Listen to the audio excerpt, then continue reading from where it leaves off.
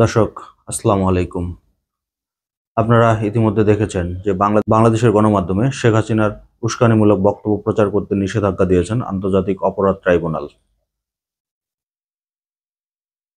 বিগত কয়েকদিন আগে শেখ হাসিনা যেভাবে বাংলাদেশ নিয়ে উস্কানিমূলক বক্তব্য দিয়েছে তার ফলপ্রসূতে এই আদেশ দিল আজকে আন্তর্জাতিক অপরাধ ট্রাইব্যুনাল। তবে উনি যেভাবে বক্তব্যগুলো দিয়েছিলেন, বিশেষ করে বলছিলেন যে আহ, যারা আওয়ামী লীগের ঘরবাড়িতে হামলা করেছে, মামলা দিচ্ছে, আক্রমণ করতেছে, তাদের নাম ঠিকানা লিখে রাখতে, যে পুলিশ ঝামেলা করছে সেই পুলিশের নাম ঠিকানা লিখে রাখতে। মূলত এই কথার ভিত্তিতেই কিন্তু এই আন্তর্জাতিক অপরাধ ট্রাইব্যুনাল এই কাজটি করতে বাধ্য হয়েছে। বাংলাদেশের অনেকগুলো নিউজ পেপার এটা নিয়ে নিউজ করেছেন। অন্যতম একটা নিউজ করেছেন দৈনিক কালের কণ্ঠ। কালের কণ্ঠের খবরে যেটা বলা হয়েছে যে শেখ হাসিনার বিদ্বেষমূলক বক্তব্য প্রচারে প্রকাশে নিষেধাজ্ঞা।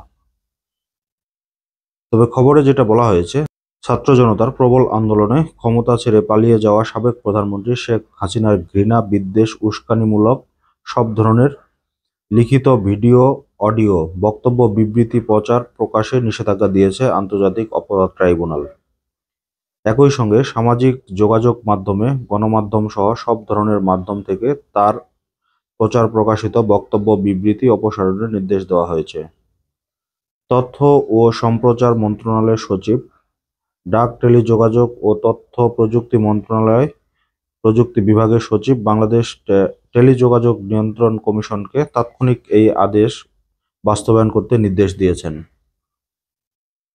তার মানে এটা যত দ্রুত সম্ভব এবং যত দ্রুততার সাথে এই কাজটি করা যায় সেই নির্দেশনা কিন্তু দিয়েছেন এই আন্তর্জাতিক অপরাধ ট্রাইব্যুনাল।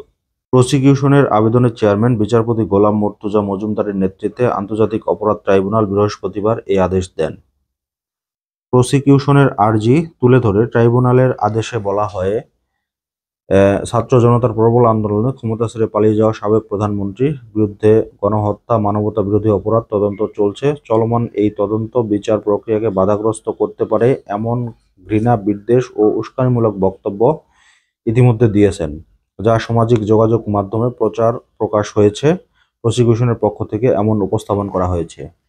এটা তো সত্যি কথা যে উনি যে ধরনের বক্তব্য দিয়েছেন, আহ, সেইগুলো বক্তব্য তো অনেকটা উস্কানিমূলক, হিংসাত্মক, এবং উনি যে অপরাধ করেছেন সেটার ওনার মধ্যে কোনো বিন্দুমাত্র সমালোচনা বোধ নেই।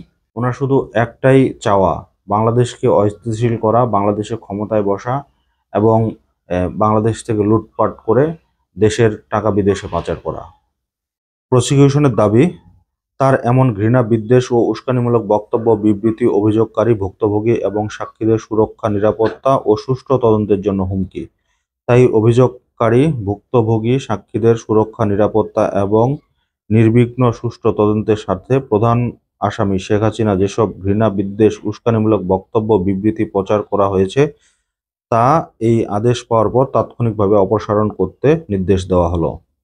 একই সঙ্গে তার ঘৃণা, বিদ্বেষ, উস্কানিমূলক বক্তব্য, বিবৃতি, গণমাধ্যম, সামাজিক যোগাযোগ সব ধরনের প্রচার মাধ্যমে নিষেধাজ্ঞা দেওয়া হলো।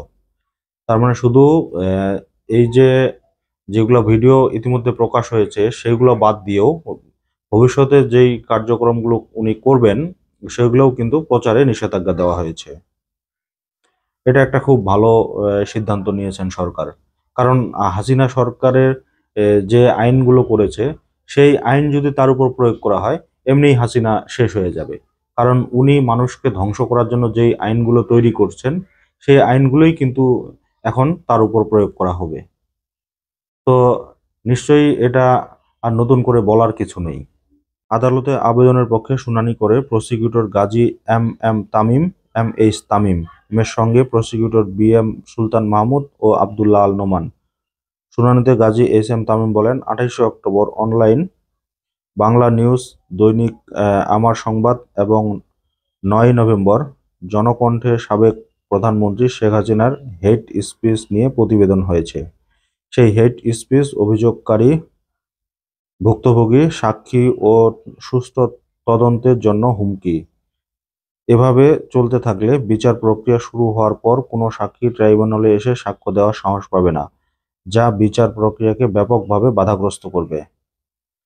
এটা একটা ভালো কথা বলছে, কারণ উনি এইভাবে যদি উস্কানিমূলক বক্তব্য দেয় তাহলে কোনো সাক্ষী এসে কিন্তু আদালতে সাক্ষী দেওয়ার সাহস পাবে না। এখনো অনেকেই মনে করে যে শেখ হাসিনা যে কোনো সময় চট করে বাংলাদেশে ঢুকে পড়বে, কিন্তু মানুষ কিন্তু এটা বুঝে না। যারা একবার পালিয়ে যায় তাদের আশা যে কতটা কঠিন সেটা কখনো কেউ চিন্তা করেনি। পৃথিবীতে ইতিহাসে কিন্তু এমন কোনো ঘটনা ঘটেনি যে একবার পালিয়ে যায় সে আবার পরবর্তীতে এসে ক্ষমতায় বসছে। তো দর্শক, এই হচ্ছে আজকের মতো। এখন দেখার বিষয় যে কতটুকু কার্যক্রম ঠিকঠাকভাবে পালন করে আমাদের আইন প্রশাসন এবং সেনাবাহিনী, পুলিশ বা আদার্স যারা প্রশাসনিক দায়িত্বে রয়েছে। আল্লাহ হাফেজ।